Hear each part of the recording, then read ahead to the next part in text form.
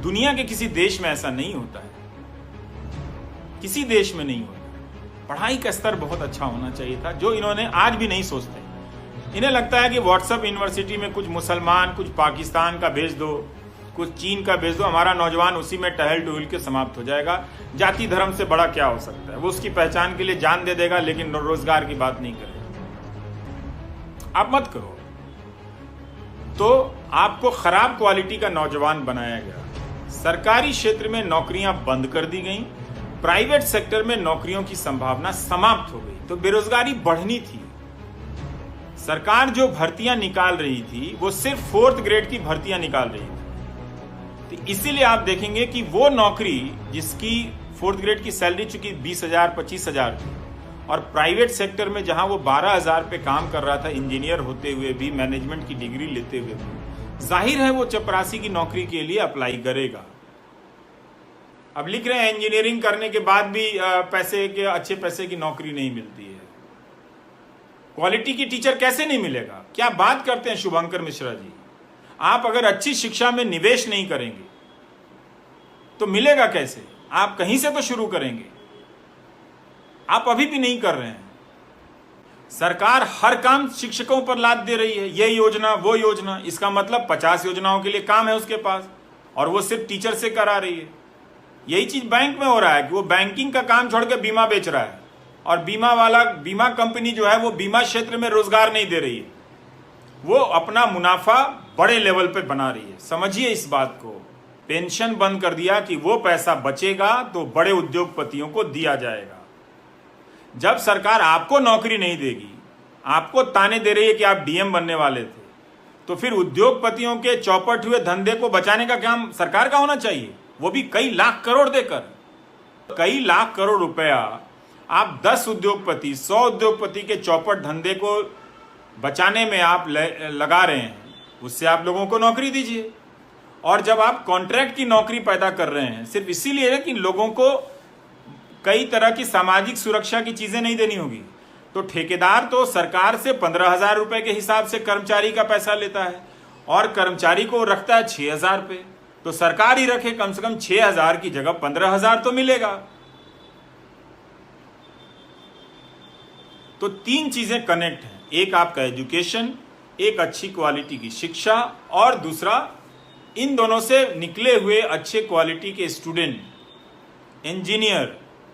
अब तो software company वाले बयान दे देते हैं कि 90% इंजीनियर नौकरी देने लायक नहीं है। क्यों भाई? उनसे पैसा तो आपने पूरा लिया, 4 साल उनके जीवन का लिया, अब आप कह रहे हैं कि नौकरी देने लायक नहीं है। तो फिर उस कॉलेज को बंद करना चाहिए था, उस कॉलेज से पैसा वापस करवाना चाहिए था कि कैसे आपने कह दिया। इसलिए काम करने के हालात खराब किए जा रहे हैं, और इसीलिए ज्यादातर लोग बेरोजगार हुए। जिनके पास रोजगार है उसके पास पैसा नहीं है। ये बात आप समझिए। नौकरी के मसले का मजाक उड़ाने का समय नहीं है। एक बार उड़ चुका। कई लोग कहते हैं कि बिहार में भी ये मुद्दा हार जाएगा। हार जाए, मुझे उससे कोई फर्क नहीं पड़ता। 2017 में जब मैंने नौकरी सीरीज शुरू की थी, पता भी नहीं था कि बिहार में ये मुद्दा बन जाएगा, पता भी नहीं था कि मध्य प्रदेश में ये मुद्दा बनेगा, और छत्तीसगढ़ में भी बनेगा। इसमें आप सभी सरकारों की कड़ी परीक्षा लीजिए। ये झुंझुना बांटा जा रहा है कि ईडब्ल्यूएस, कमजोर रूप से आर्थिक तबके के लोगों को हमने आरक्षण दे दिया। नौकरी तो दे नहीं रहे हैं आप, नौकरी क्या दी? और ईडब्ल्यूएस को भी सर्टिफिकेट मिलने में 100 दिक्कतें आती हैं, रोज मुझे लिखते हैं वो लोग। तो इसलिए आपके पास जो पैसा है, आपके पिताजी के पास, एक अच्छा कॉलेज ना होने के कारण वो कोचिंग पे खर्च कर रहे हैं, और बीमार पड़ गए तो बीमारी पे खर्च करके कंगाल हो जा रहे हैं लोग। तो इसलिए आपके पिताजी की पीढ़ी का जो भी पैसा उनके पास आता, लाभ मिलता आपके परिवार को, आपको नहीं मिल रहा है, और आप अच्छा पैसा नहीं कमा पा रहे हैं, तो आप अगली पीढ़ी को नहीं देंगे।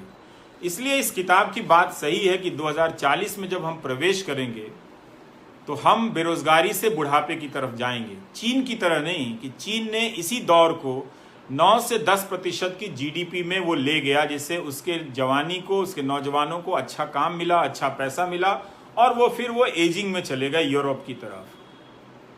भारत के पास जब ये मौका आया तो नौजवान गरीब होते हुए वहां पर बेरोजगारी और बुढ़ापे की तरफ जाएंगे तो बहुत तकलीफ होगी। इस बात को आप समझिए। इसलिए नौकरी का मुद्दा सिर्फ सरकारी नौकरी का मुद्दा नहीं है, सरकार को नौकरी देनी चाहिए।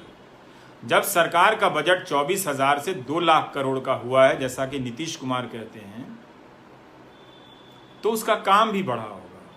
और काम बढ़ा है तो उन्हें अच्छी नौकरी देनी चाहिए। जब खुद विधायक लोग पेंशन लेते हैं और आपको पेंशन नहीं देते हैं, बहुत सारे लोग जो रिटायर हुए हैं आपके रिश्तेदारों में, आप पता कीजिए उनकी स्थिति बहुत खराब है।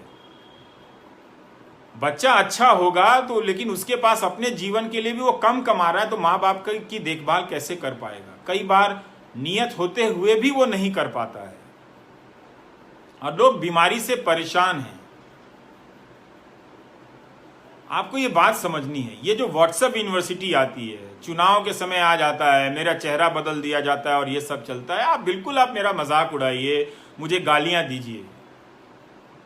इतनी बड़ी सरकार, इतना बड़ा आईटी सेल अगर किसी के पीछे लग जाएगा तो लोग, मैं चाहूंगा भी तो भी लोग मेरे बारे में उल्टा सोचेंगे। आप सोचते रहिए, लेकिन आपकी जिंदगी को लंबे समय के लिए जो बर्बाद किया गया है वो बात बहुत ज्यादा सही है।